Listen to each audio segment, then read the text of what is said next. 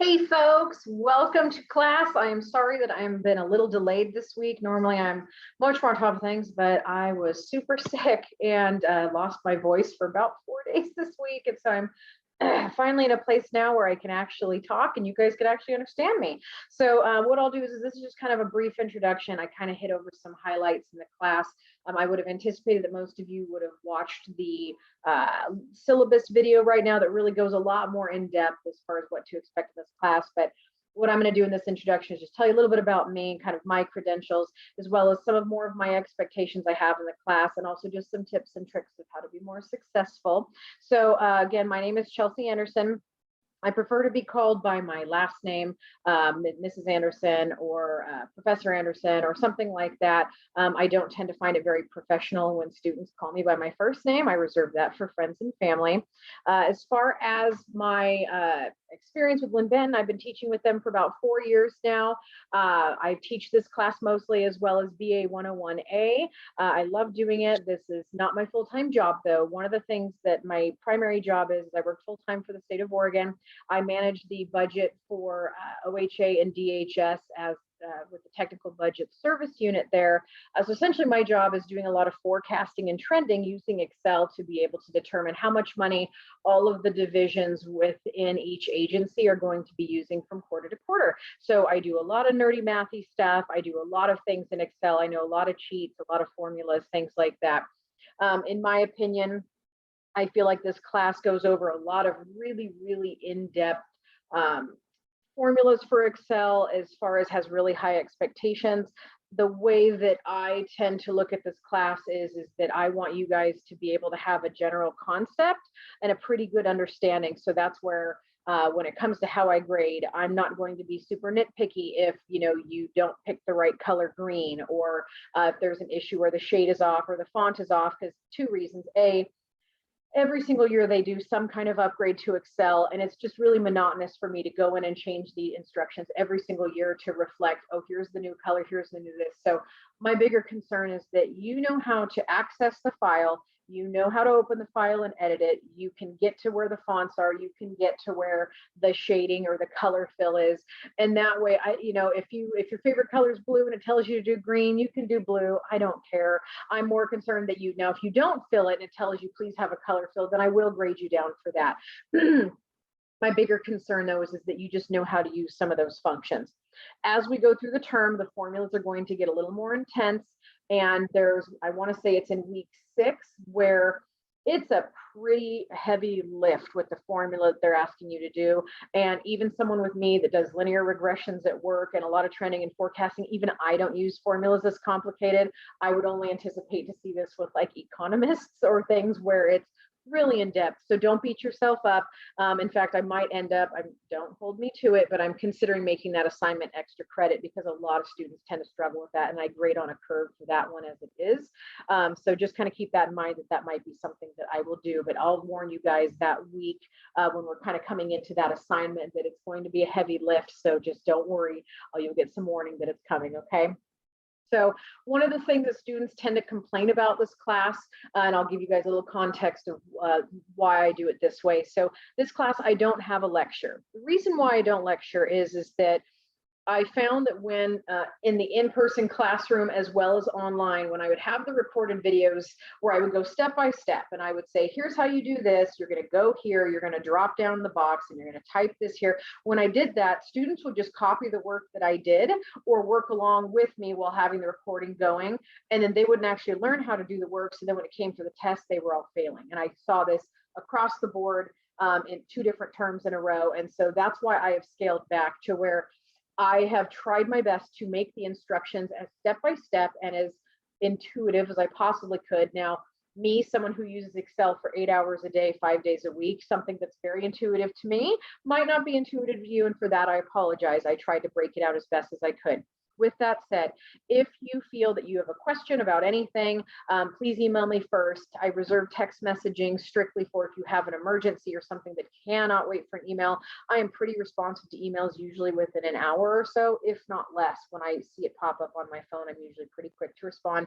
I am a night owl, so I will respond usually up until about midnight. So you are welcome to message me. I don't guarantee I'll get a hold of you that evening, but usually I'm pretty good about that.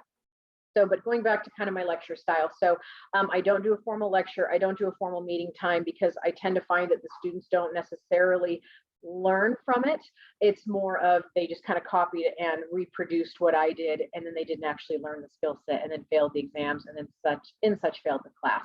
So that's where I've tried to break it out to where you guys go through this class. It's a lot more self-led as far as you guys really taking the time. That's where I try to break it down each week.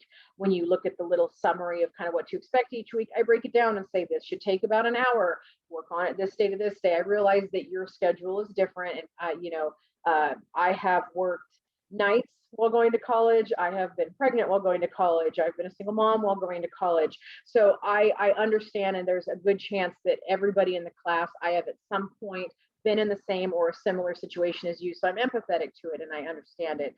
But I also know that time management is very important. And this class is very fast paced. There is a lot of assignments. So I think as long as you're diligent with setting alarms or setting your calendar, whatever that looks like for you, that's going to be the most helpful, that it will be good for you to stay on top of your assignments and just be as diligent as possible. As far as issues with submitting assignments, so being that this is a strictly online course, I even found that when I taught in person, I would still have students who'd be like, oh, I can't turn this in, I had an issue, my computer crashed. I believe that computers fail and that Moodle can have issues. It happens to me when I try to get on and grade, so I understand that. The caveat is that it's kind of like the dog ate my homework situation, right? So if you're able to take a screenshot with a timestamp and be able to show me, look, I logged on, I tried to submit this, it's not letting me, then go ahead and email it to me. If an assignment won't let you upload, just email it. I'd rather you default to that. I don't want that to be your reasoning every single time, because I kind of need those uploaded to Moodle for basically for academic integrity purposes. So please make sure that if you do have to email them to me, at least try your best to get them uploaded first. If for some reason Moodle is down and you're not able to access the assignment and it's time for you to access it, please reach out to me. If for some reason I can get a hold of the assignment, then I could email it to you and you could email it back to me. So don't think that you're entirely dependent on Moodle. Sometimes I am able to get that for you. So just know you kind of have an option there. I try to empower you guys as much as I possibly can. So just know that reach out to me. I will be a resource as much as possible for you. When it comes to late work, if it is because of the computer being down or something along those lines, email me a picture, send me a screenshot in a text, something like that, so that then I can excuse it and then I will accept it late. But like I said, I need to see a timestamp. So I don't want you to take a picture tomorrow of your computer being down and then keep sending me the same one throughout the term. That's not going to work. And I've had students try that. So make sure that it has a timestamp. It shows exactly when you took the picture. So that then, and the best way to do that is take a picture where it shows in the bottom corner, the timestamp. So then that way I do know that you were being honest with me. So I do not accept late work. The reason why is I have had issues with plagiarism in the past. It's very easy to share files, quite obviously. I do have ways, because I have little Excel shortcuts where I can go back and I can see who has authored them, and I can do some stuff around that. So just know that I will find out if you're plagiarizing. You will get an automatic F in the course if I do catch you plagiarizing. So please do your own work. I don't allow late work for the plagiarism purposes, but also because the point of college to me is not only to get the higher education and the skill set, but also to kind of show you what the real world is like. You're going to eventually have a job where you have deadlines you have to meet. There's expectations. Your manager might need you to put together a presentation, and you can't let that ball drop, because that's not going to work for you in the real world. So same thing is that I look at this as that I'm helping prepare you for kind of going out and for your future careers. So please honor the deadlines that I have given you. If you are not able to make it on time, you're welcome to let me know. It doesn't mean that I'm going to accept it. The only time I'll accept late work is under extreme extenuating circumstances, and you have to let me know ahead of time. Now, if for some reason, God forbid, there's a death in the family, a car accident, something like that, then please reach out to me. But you know, if you have the same grandma that passes away like 15 times during the term, then I'm obviously not going to honor that after the first time, maybe a second time, right? But I hope you understand what I mean there. So I appreciate your integrity with the matter, but ultimately I'm not going to accept any late work. If for some reason you're going out of town because there's an emergency, or maybe you have to work 4 or 5 straight days in a row, there's no way you're going to get to this homework on time, you can email me. I take it case by case. I do not make any promises to any of the situations, and it has to be arranged at least 48 hours before the due date. So if something, all of the assignments this term will be due Sunday, as you've seen in the syllabus. So if you need to have an extension, it needs to be arranged and approved by me via email. Do not do it via text because I need it for legal purposes. So please email me and let me know the circumstance of why it's not going to work for you. And then, like I said, depending on the circumstances, I may or may not approve it. So I usually tell people, if you think something's coming down the road where you're not going to do it, don't wait until a day or two before it's due, because if I say no, then it's still due or it's going to be late and you're going to run into a problem. So I would say reach out to me ahead of time, communicate with me early and often. That's just the best policy when it comes to working with any professor in your future or instructor, is reach out early and often and keep that line of communication open, okay? Let's see here, MikeSpike. So I've been getting a lot of people who've been reaching out to me about MikeSpike. So first, I should have that to you guys by tomorrow night. It'll have your personal login information as well as your teams that you're on. I go ahead and assign teams for the purpose of trying to keep things as professional as possible. I tend to find that some people will pick groups and then maybe they won't include other people. And I also want to kind of shake things up a little bit so that you're forced to work with different personalities, because you're going to have to do that in the real world anyway, right? So you'll get your team members' information. One of the issues that I run into every term with MikeSpikes, and that's why I'm doing things a little differently, is normally I just put like 3 people in a group. Well, throughout the term, people drop the class, or there might be a team member that doesn't participate. And then I was seeing this pattern of most of MikeSpikes groups was like 2 people doing the work. I'm going to do bigger groups of 5 this term. That way, if someone drops and if there's someone not participating, there's still 3 of you that can do the work. I just feel bad when there's this bulk of work for this project with the weekly write-ups and going in and doing the adjustments in the simulation, that there's only 2 people that are doing it. And I think that's a big burden to shoulder. So I really want you guys to be able to have as much opportunity for success as possible. So that's why I'm going to make the groups a little bit bigger this term. So just know that I'm working on that behind the scenes. I would anticipate that I will have that for you guys, like I said, by tomorrow evening. You'll have until next Sunday to do the single player rollovers, but I still suggest reaching out to your teams this coming week just to kind of figure out who's going to be the CEO, who's going to do the rollovers, are you guys going to rotate, just to figure out kind of a general business plan, okay? Let's see, participation.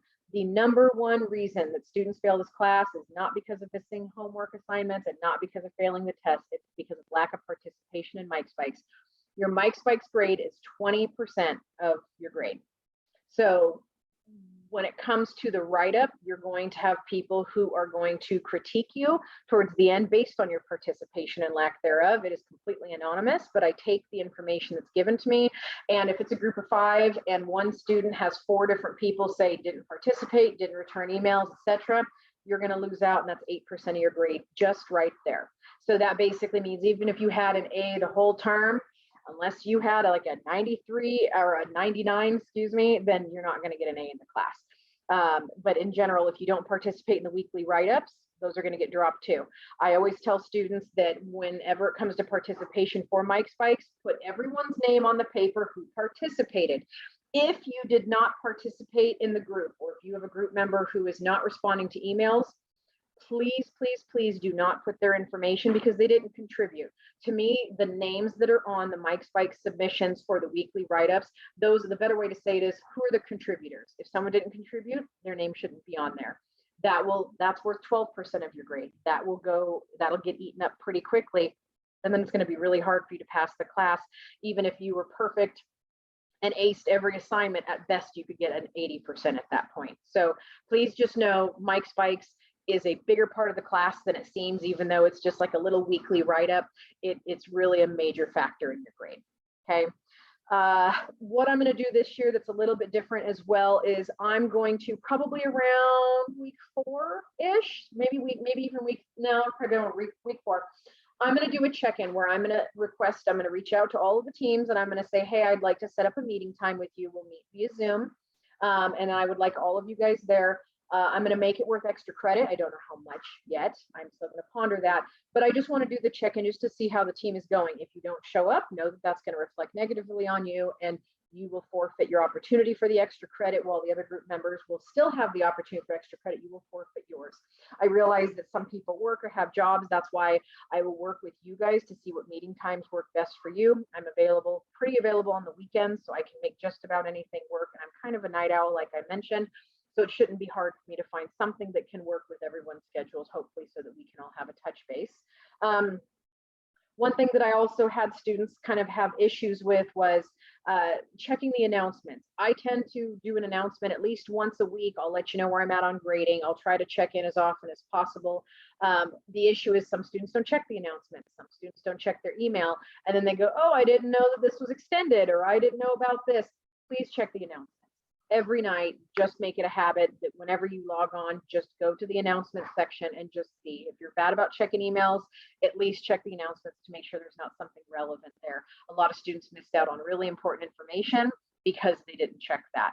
And like I said, it should be going to your email, but if for some reason it goes to your spam box or something, just default and do that as your backup, okay? As far as grading, I mentioned this earlier, but I just want to go over it again briefly. So for me, it's really important that you learn the functionality of the class. While I think that getting the formula right is important, there are so many subtle nuances within Excel where if you don't put a comma in the right place or you don't do the argument correctly, that it's going to throw off the whole formula. I mean, you could literally be off by just one number or one letter or one little thing, and the whole formula won't work. So I think it's important to do your best. Sometimes some of the formula work you're doing, it'll start here and it'll lead into other formulas down the way to where one formula won't work, so it makes everything else not work. Still do it, because even though this one funky formula didn't work correctly, it means that if you do the other ones correctly, you're still going to get partial credit. And I'm still going to give partial credit for the first one, because like I said, Excel is very fickle and it's very easy to make a mistake in. And so for me, I'm not worried if you get the formula 100% correct. If I see that you're only off by one little digit or you put the comma in the wrong place, I'm still going to give you partial credit for that. You know, every assignment's kind of different with how much partial credit I'll give you. So I don't have like a flat number that I could tell you how much I'm going to give you. But you'd much rather have 75% of partial credit than 0% of partial credit. So don't leave anything blank. Just do your best to keep doing it and working through the work, because for me, it's important that you at least try and work through it. As far as if you're stuck on a problem or you're having issues with a formula or something, please feel free to reach out to me. I'm happy to set up a Zoom meeting. I'm happy to answer things by text.